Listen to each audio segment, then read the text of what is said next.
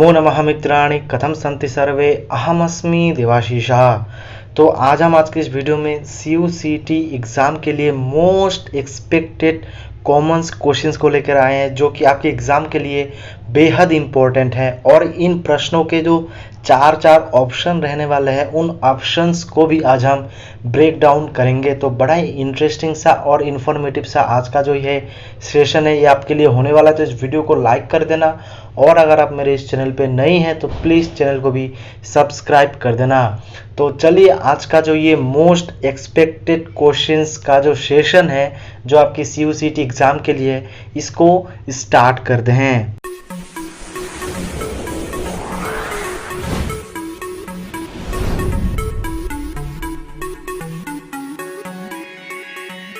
तो आपका पहला क्वेश्चन है कि विवर्तवादम के स्वीकुर्वन्ति। तो बोलिए आप में से कि आप मुझे कमेंट करके भी इसका आंसर दे सकते हैं कि विवर्तवाद जो है वो कौन से दार्शनिक मत जो है वो स्वीकार करता है।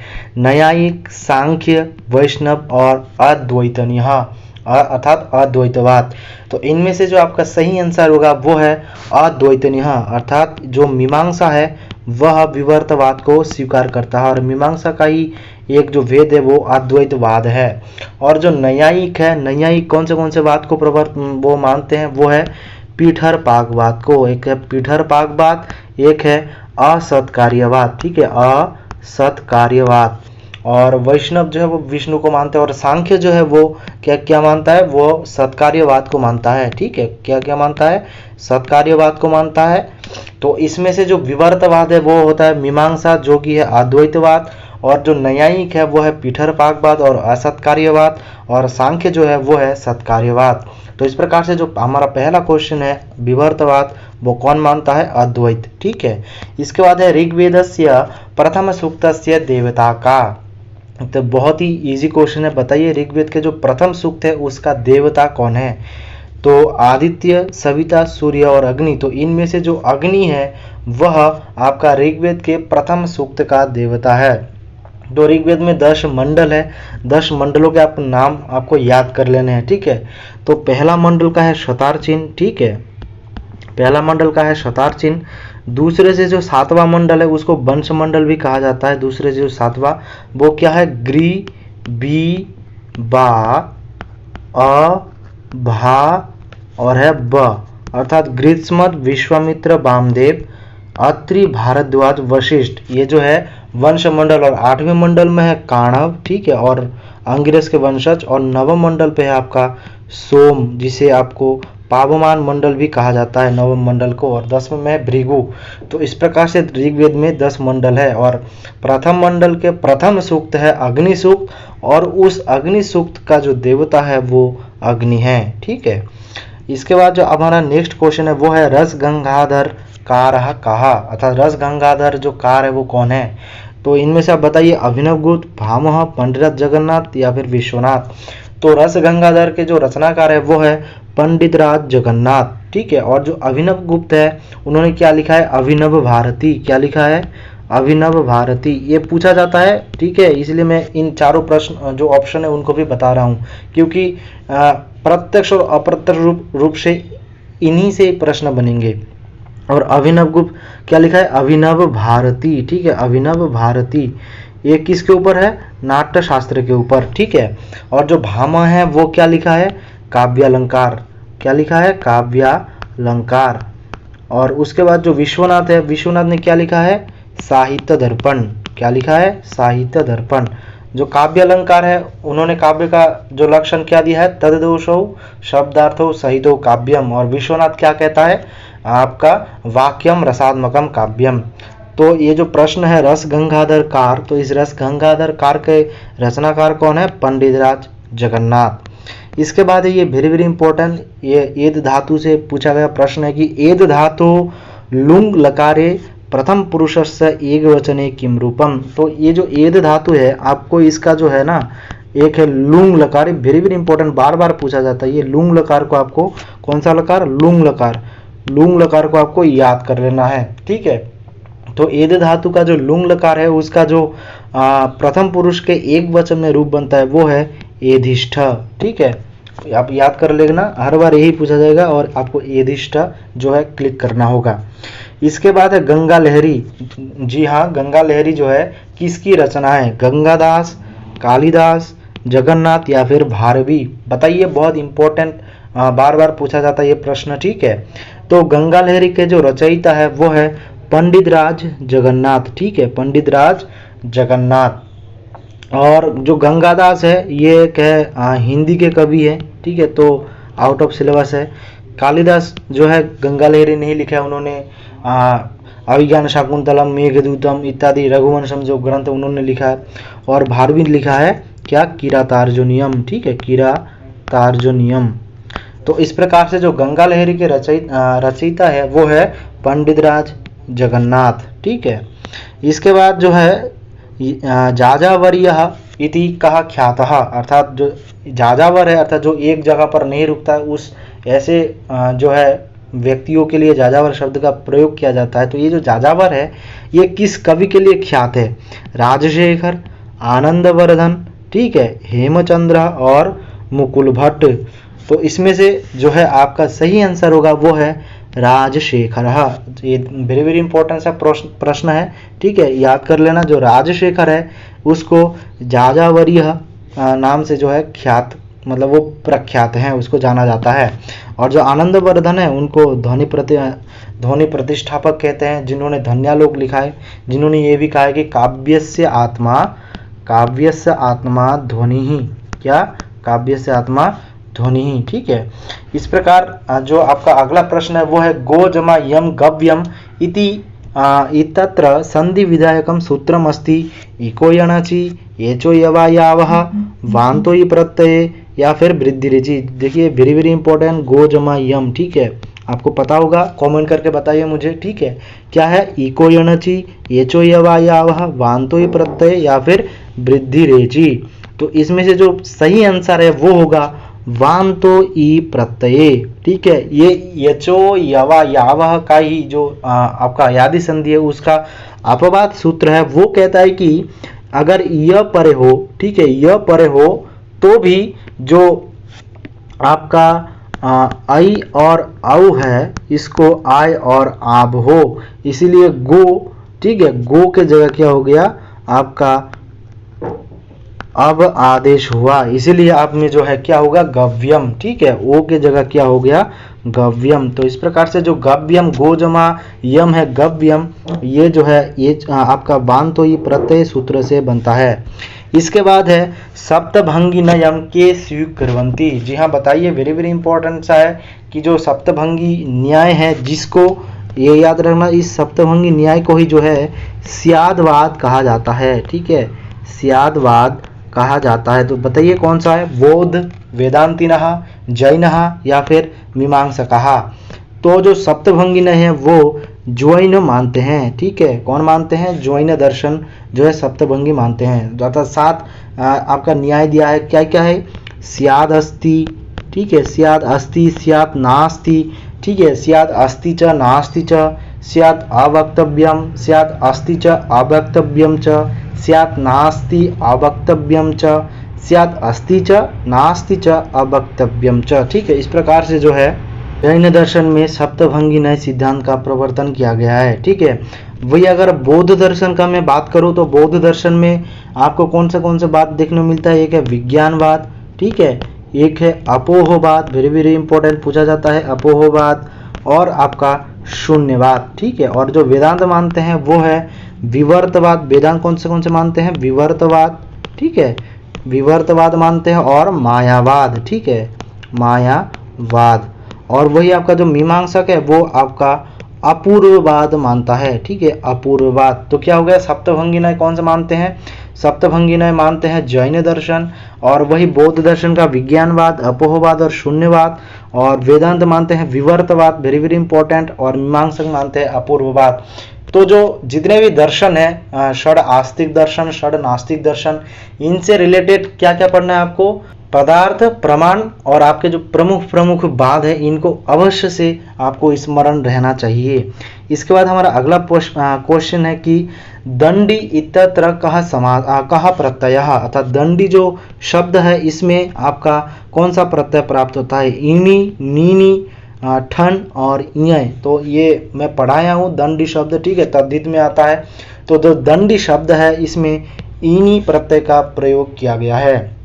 उसके बाद है कुमारी इत्यत्र गीप, ठीक है, कुमारी इत्यत्र गीप विधायकम सूत्रम किम, अर्थात जो कुमारी शब्द है इसमें जो है गीप प्रत्यय का प्रयोग किया गया है। तो इसमें गीप प्रत्यय का विधान करने वाला जो सूत्र है वो कौन सा है? ऋण्येभ्यो गीप, वयसी प्रथमे, ओगितश्च या फिर ययश्च।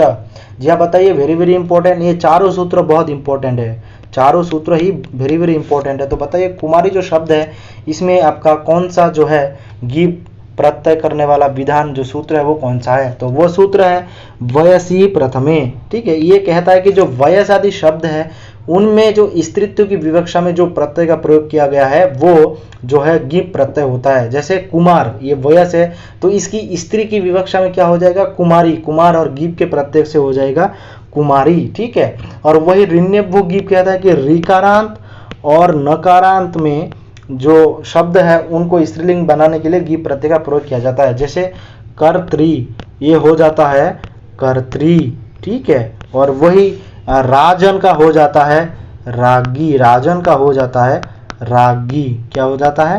रागी। तो इस प्रकार से जो है आपका गीप प्रत्यय का विधान किया गया है। और वही ओगितश्च भी वेरी वेरी इंपॉर्टेंट सूत्र है गीप प्रत्यय में, ये भवंती, ठीक है, पचंती, दिव्यंती इत्यादि जो रूप है वो बनाता है। और ययश्च बनाता है आपका Gargi, very very important, Gargi, बादशाहिनी इत्यादि जो है वो बनाता है। तो ये चारों सूत्र ही वेरी वेरी इंपॉर्टेंट है। अगर आप जो है स्त्री प्रत्यय वाला वीडियो नहीं देखे हैं तो मैं आई बटन या फिर डिस्क्रिप्शन दोनों में लिंक दे दूंगा, आप वहां से भी देख सकते हैं। तो वही कुमारी जो यहाँ पर गीप सूत्र हुआ है, कौन से सूत्र से हुआ है? वयसी प्रथमे। उसके बाद है दी युमनम इत्यत्र कः समासः। तो बताइए, ये भी वेरी वेरी इंपॉर्टेंट है। मैं सभी प्रमुख प्रमुख प्रश्नों को लेकर आया हूँ जो आपकी एग्जाम की दृष्टि से बहुत इंपॉर्टेंट है, और आपको अगर अच्छे से नहीं पढ़े तो आपको कंफ्यूजन भी हो सकता है। तो देखिए दी युमनम, इसमें दी है, ठीक है, अर्थात संख्यावाची शब्द है। तो हम क्या जानते हैं कि संख्या पूर्वो दिगु, अर्थात जहाँ पर पूर्व में संख्या हो वहां पर दिगु होता है, लेकिन यहाँ पर अगर आप दिगु करेंगे तो वो सही आंसर नहीं होगा, क्योंकि अव्ययी भाव में एक सूत्र है नदीभिश्च। क्या कहता है वो? कि जहां पर संख्यावाची शब्द और नदीवाची शब्द के साथ समास होता है वहां पर जो है अव्ययी भाव समास होता है। तो इसलिए द्वियुमनम अर्थात द्वयो युमनयोः समाहारः इक्वल टू द्वियुमनम, तो इसमें होगा अव्ययी भाव समासा, ठीक है। वही पंचगंगम, पंचानाम गंगानाम समाहारा इक्वल टू पंचगंगम, तो वही जहां पर नदीवाची और संख्यावाची शब्द हो वहां पर अव्ययी भाव होगा, ठीक है। इसके बाद हमारा अगला क्वेश्चन है कि कादम्बरी इति ग्रंथः अस्ति कथा, आख्यायिका, कथानिका और परिकथा। तो बहुत क्या कहता है, आसान सा प्रश्न है, मुझे कमेंट करके अभी बताइए कौन सा है? कथा है, आख्यायिका है, कथानिका है और परिकथा है। तो जो कादम्बरी है वो एक कथा ग्रंथ है, और वही आख्यायिका जो है वो हर्षचरितम है, ठीक है। क्या है? हर्षचरितम। कथा अर्थात कवि कल्पित कथा, जो कवि कल्पना करके लिखता है उसे कथा कहते हैं, और जो इतिहास से प्रसिद्ध हो उसको आख्यायिका कहते हैं। तो कादम्बरी भी बाणभट्ट द्वारा विरचित है और हर्षचरित भी बाणभट्ट द्वारा विरचित है, और उसमें से जो कथा है वो कादम्बरी कथा है और हर्षचरित आख्यायिका है। उसके बाद जो हमारा समासही प्रश्न है, क्या कह रहा है कि प्रायेण उत्तर पद पदार्थ प्रधानो भवति, आपका द्वंद्व समास, इसमें द्वंद्व होगा, इंद्र हो गया, तत्पुरुष, बहुब्री या फिर अव्ययी भाव। तो बताइए जिसमें उत्तर पद अर्थात पर पद की जो पदार्थ है, पद के अर्थ है, उसका प्रधान होता है वो कौन सा है? तो मैं आपको बता दूं कि प्रायेण उत्तर पद पदार्थ प्रधानो तत्पुरुष तृतीय। तो जिसमें उत्तर पद के अर्थ के प्रधानता होती है वहां पर क्या होता है?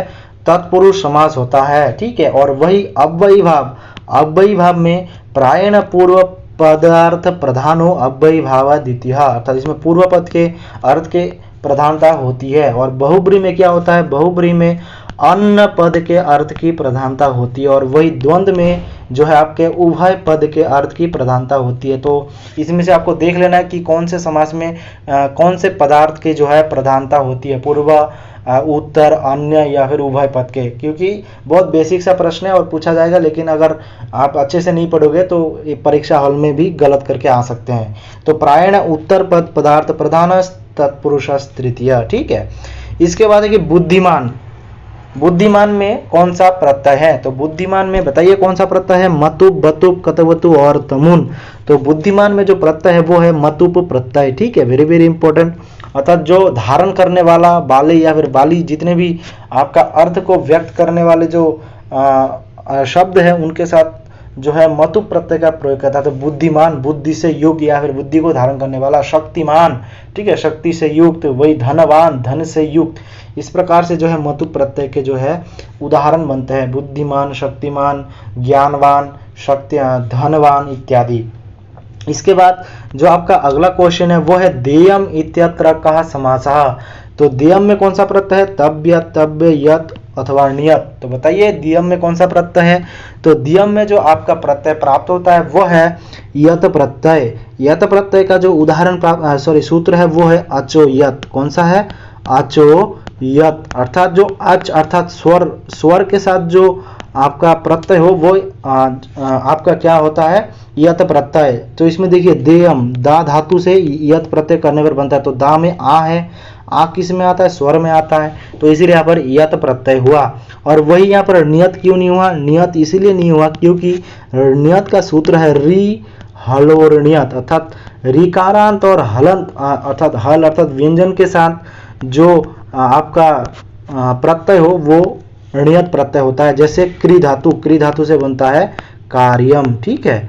तो इसीलिए जो देयम है यहाँ पर कौन सा प्रत्यय है? आपका यत प्रत्यय है। उसके बाद है क्री धातोः लंग लकार मध्यम पुरुष एक वचने किम रूपम? अकरोः अकरवम, कुर्याः अकुरुत। तो बताइए इसमें से कौन सा जो है सही होगा? क्री धातु लंग लकार में मध्यम पुरुष का एक वचन, तो इसमें जो सही जो आपका आंसर होगा वो होगा अकरोहो। कौन सा है? अकरोहो। यह आपका लंग लकार में जो है मध्यम पुरुष का एक वचन का रूप बनेगा अकरोहो क्री धातु में। इसके बाद है साहित्य जो है साहित्य दर्पण ग्रंथस्य प्रणेता कहा।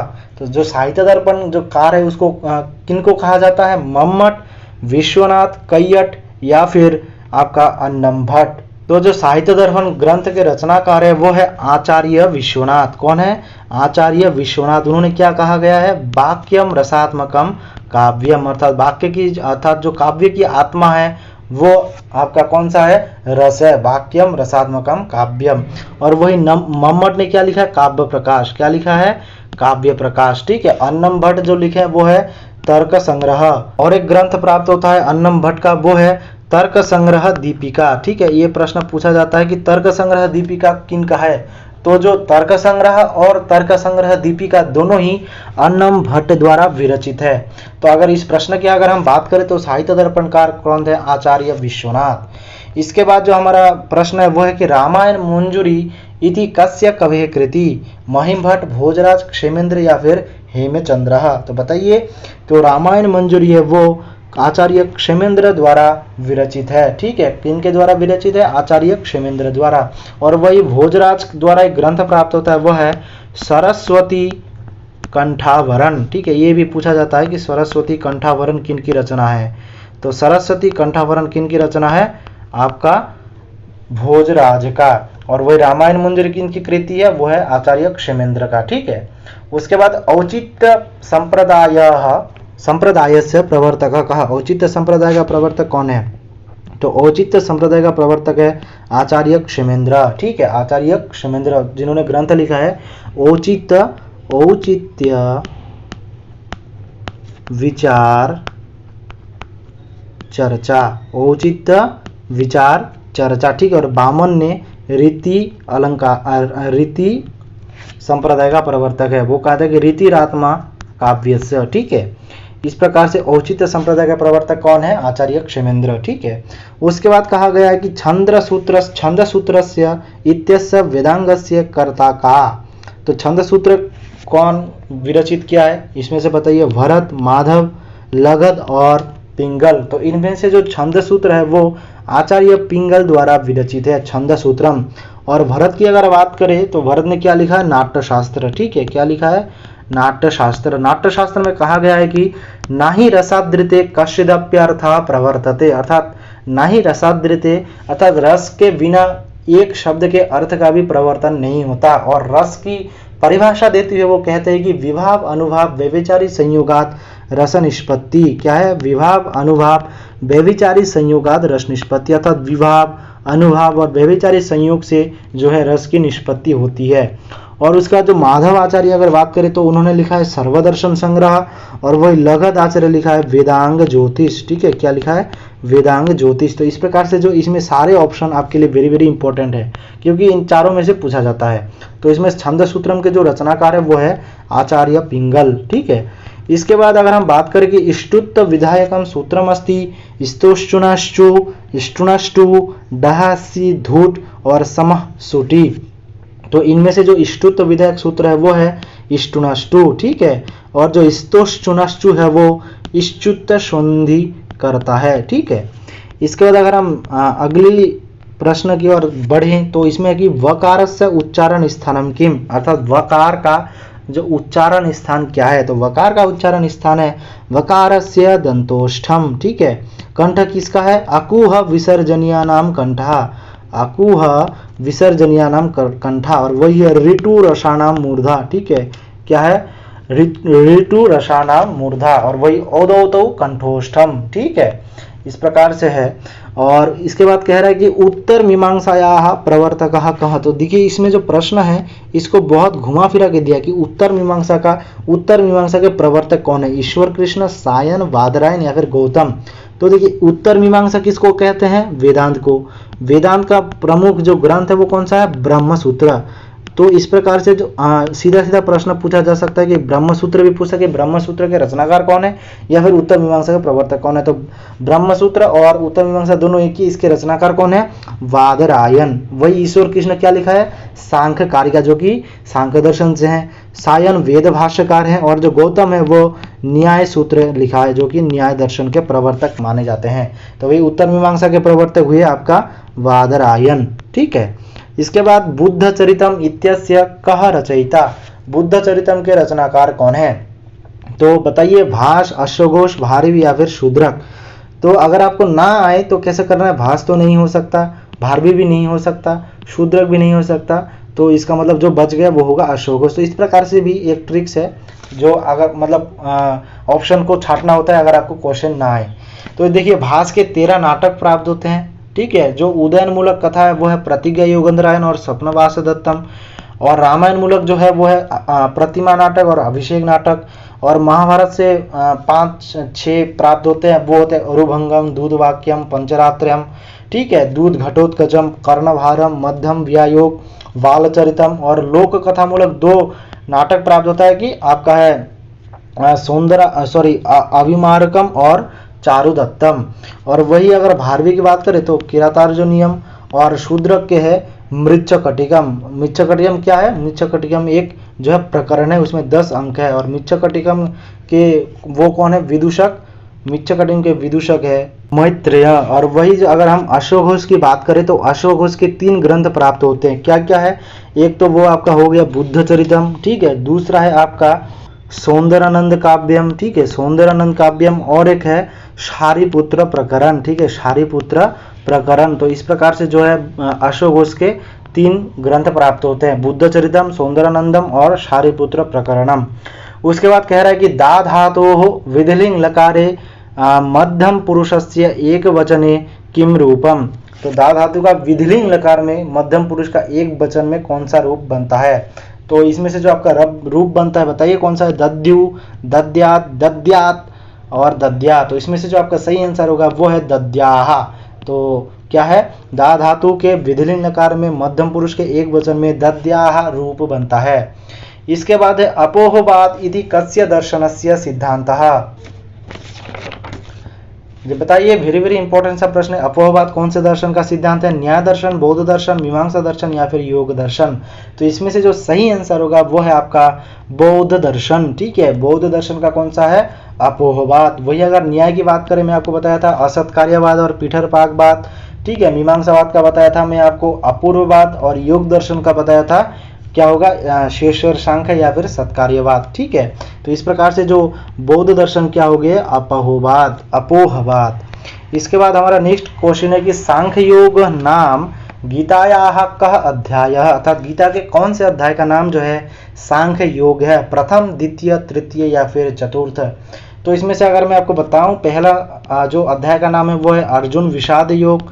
ठीक है, द्वितीय का नाम है सांख्य योग, द्वितीय का नाम है सांख्य योग, तृतीय का नाम है कर्म योग, और चतुर्थ का जो नाम है वो है ज्ञान कर्म संन्यास योग, ज्ञान कर्म संन्यास योग। तो इसमें से जो आपका सही आंसर होगा सांख्य योग वाला, तो वो होगा द्वितीय में। तो इसमें से क्या करना, गीता के जितने भी 18 अध्याय है, उन 18 अध्यायों के नाम आपको एकदम कंठस्थ आपके जुबान में होना चाहिए, क्योंकि पिछले बार जो CUCET का क्वेश्चन था, अगर आपने देखा है तो उसमें से 5 से 6 प्रश्न गीता के अध्याय के नाम से ही थे।